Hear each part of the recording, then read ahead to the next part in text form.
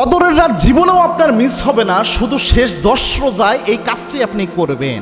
আপনার পরিশ্রমও কম হবে এবং কদরের যে মর্যাদাপূর্ণ ফজিলত রয়েছে এটা আপনি পেয়ে যাবেন ইনশাআল্লাহ। ভাগ্য পরিবর্তনের একটা রাত হিসেবে কাজে লেগে যাবে। অনেকে মনে করে যে সৌদি আরবে রমজান একদিন আর আমাদের দেশে একদিন, মানে একটু কম বেশি রয়েছে, একদিন আগ পিছ রয়েছে। তো কদর কিভাবে ওই দেশে কেমনে হয় আর এই দেশে কেমনে হয়, মাত্র কয়েক ঘন্টা ব্যবধানের ক্ষেত্রে একটা দিনই তো পরিবর্তন হয়ে যায়। তো কদরের রাতটা এই ক্ষেত্রে কিভাবে আমরা পাবো? শেষ 10টা রাত একটা আমল করার চেষ্টা করবেন, তাহলে এই ফজিলতটা ইনশাআল্লাহ পাবেন। এবং কদরের রাত কিন্তু যেমন কি তেমন রাত না। আল্লাহ রাব্বুল আলামিন নিজে কদরের রাতের মর্যাদা বর্ণনা করেছেন। বিশ্বনবীর উপর আল্লাহ কোরআনের আয়াত নাজিল করেছেন, খায়রুম মিন আলফি শাহর।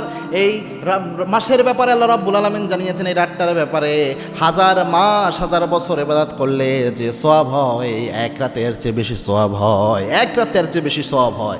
এবং আল্লাহর হাবিব জানিয়েছেন কদরের রাত তেমন রাত, এই রাতে আল্লাহ রাব্বুল আলামিন বান্দাদের সবচেয়ে বেশি মাফ করে দেয়। গণমাফ কর্মসূচি হয় এই মাসে, এই রাতের বেলায়, এবং এই রাতে বান্দার ভাগ্য আল্লাহ পরিবর্তন করে দেয়। সুবহানাল্লাহি বিহামদি। এজন্য এই রাত তো মিস করা যায় না। তো যেটা করবেন, এমনি স্বাভাবিক বাংলাদেশে 21, 23, 25, 27, 29 বেজোর সংখ্যা রাতগুলা, এগুলো সবচেয়ে গুরুত্বের সাথে এটা সারা রাত জাগবেন, এটা অবশ্যই করবেন।